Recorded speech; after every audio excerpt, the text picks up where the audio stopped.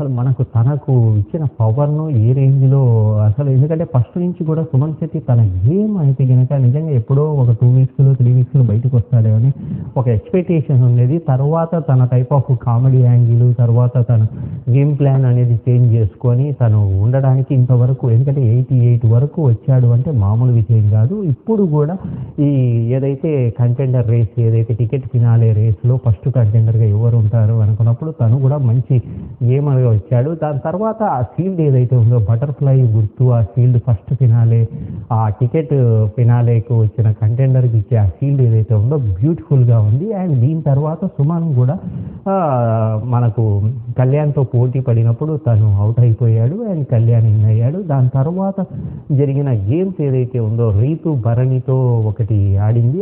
ఆడినప్పుడు నిజంగా రీతు గెలిసిందా? లేతే తనూజ దాంట్లో మిస్టేక్ చేసిందా? అనేది ఒకటి. అండ్ అలాగే కళ్యాణ్ అండ్ సుమన్ శెట్టిని ఆడినప్పుడు ఆ త్రాస్ గేమ్స్‌లో కళ్యాణ్ మాత్రం తన మైండ్ గేమ్ అంతవరకు వేరే వాళ్ళకి ఆపోజిట్‌లో ఉండేది లాక్కుంటూ ఒక రచ్చగా ఉండేది. ఈరోజు కూడా నిజంగా అది ఎంతకు తెగేది కాదేమో.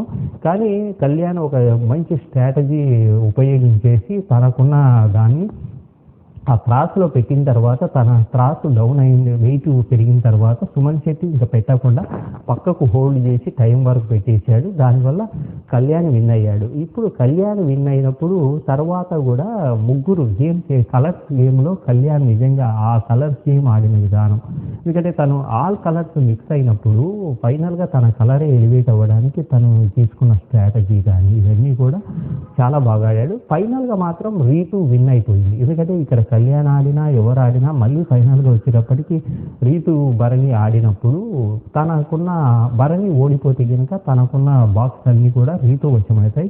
కంటెండర్ నుంచి మళ్ళీ తను భరణి అవుట్ అవ్వాల్సి వస్తుంది. నిజంగా నిన్న జరిగిన దాంట్లో ఏదైనా తనూజ మిస్టేక్ ఉందా అనేది మీరు కామెంట్ రూపంలో తెలియజేయండి. అండ్ ఈరోజు ఏం జరుగుతుంది అనేది కూడా మీరు